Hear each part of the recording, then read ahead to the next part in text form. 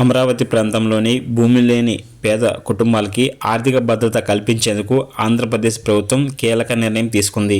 CRDA పరిధిలోని గ్రామాల్లో నివసించే అర్హులైన వారికి నెలకి 5,000 పెన్షన్ రూపంలో అందించనున్నారు. ఈ మేరకు 26.92 కోట్లు నిధుల విడుదల చేసి సంబంధిత బ్యాంక్ అకౌంట్లో జమ చేస్తున్నారు. గతంలో టీడీపీ పాలనలో ఈ పింఛన్లు అందించినప్పటికీ మధ్యలో నిలిచిపోయాయి. కూటమి ప్రభుత్వం అధికారంలోకి వచ్చాక ఈ అంశంపై దృష్టి సారించి పునరుద్ధరణకు కేబినెట్ ఆమోదం తెలిపింది. రాజధాని నిర్మాణ సమయంలో ఉపాధి కోల్పోయిన కుటుంబాలకు న్యాయం చేయాలనే ఉద్దేశంతో ఈ చర్య చేపట్టారు.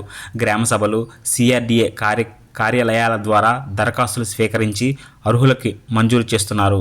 తల్లిదండ్రులు ఇద్దరూ లేని మైనర్ పిల్లలకు కూడా ఈ పింఛన్ వర్తింపజేస్తారు. పురపాలక పట్టణాభివృద్ధి శాఖ ఉత్తర్వుల ప్రకారం నిధులు విడుదలైనాయి.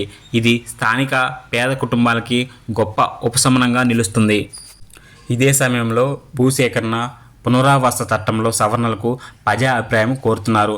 నగరాలు, పట్టణాల పరిధిలోని గ్రామాల్లో పరిహారం లెక్కింపు విధానంపై అభ్యంతరాలు స్వీకరిస్తున్నారు.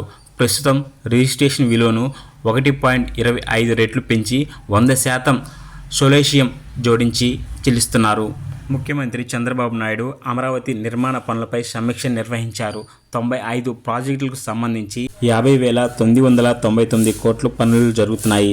నెలకి కనీసం 7.92% పూర్తి కావాలని, వేగం, నాణ్యత, సమయ పాలనపై దృష్టి పెట్టాలని అధికారులను ఆదేశించారు.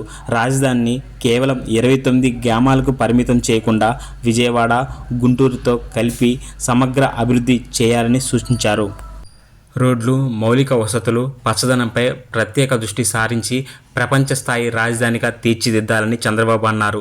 అన్ని శాఖల సమన్వయంతో పనిచేయాలని, తాను స్వయంగా పర్యవేక్షిస్తానని స్పష్టం చేశారు.